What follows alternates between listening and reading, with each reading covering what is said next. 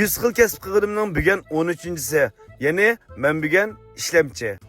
Balijan qiz zavodi deb hammangni anglab baqiliq. Anam meni bugun mishaga tutqizib birma deb akaganmi bo'ldi. İşligili aka, işligili. Ben başlıkta toplaydı bence. Başlık ama. Etrafı kılahamsa. Zavod ishlik uchun loban bo'laymiki desam, anam chot unumidi. Lobe bozamam da. Loben bosalım mı? Yok. Loben bombasını okam sıkta işlesin ha. Bu zavodning talabi bek chinkan, cho'qim siqning ichiga kiyish uchun mushunda o'lchamlik holatda bulab bo'lgan ekan, ani keyiniki miskin. Balijan qiz zavodi shu asrarning to'g'ri go'shini asos qilib ishlatgan. Birinchilab uylangan narsam xalta etish bo'ldi. Go'shtni bir qata echib bo'lgandan keyin qiz yasashniki tunji bosqichi açıkıp maşında muşu göğsünü birden-bir izit kaçken.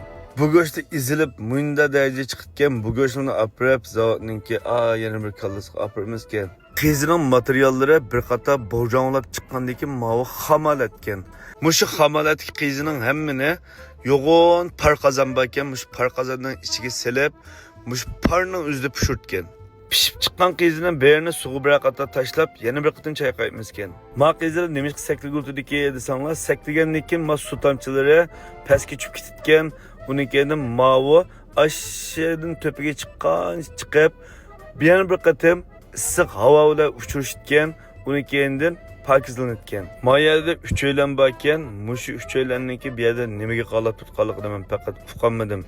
Bilet kanalına pilon rayonu gezip koyanlar. Ahırkı basqıç olsa menda borcan qilish basqıçı ekan, bu yerda bir 2 saat turganmi bo'ldim.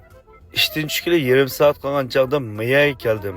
Mayada asosiy bir qatta mush odamning hammasi tizitgan qizini qilibning o'ziga, uni kenima jigon bidinbi kesitgan, kesib bo'lgandan keyingi holati mushunda holatda cho'rshiliga yo yetib bartgan holat bitib chiqitgan. Balajonning qizni yesak bo'lamdikan, bo'lmamdikan ana.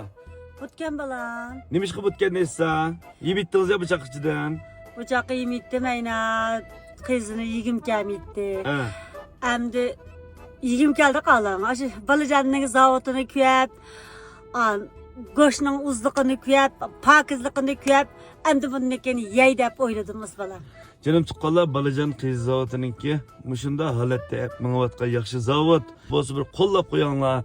Hech bo'lmasa bir hata yuraklarni bir qo'yganlarning o'zimi shu Balajan qiz zavodini qo'llaganinglar. Hammalarga rahmat.